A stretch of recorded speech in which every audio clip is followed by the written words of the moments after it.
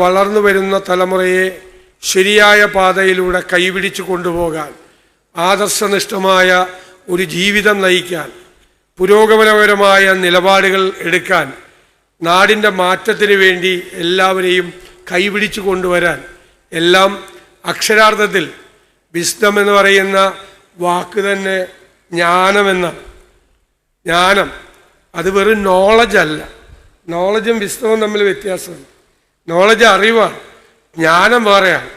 ജ്ഞാനം അറിവ് ഇന്നിപ്പോൾ എല്ലാവരുടെ കയ്യിലുണ്ട്. അത് എവിടെയെങ്കിലും ഫീഡ് ചെയ്താൽ അറിവ് കിട്ടും. മറ്റേ ഫിംഗർ ടിപ്പ് പ്രസ് ചെയ്താൽ നമുക്ക് അറിവ് കിട്ടും.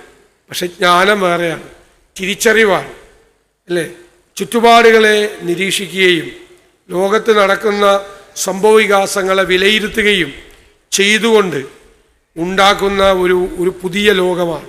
ആ ജ്ഞാനം ആർജിക്കുക എന്നുള്ളതാണ് ഏറ്റവും പ്രധാനപ്പെട്ട കാര്യം.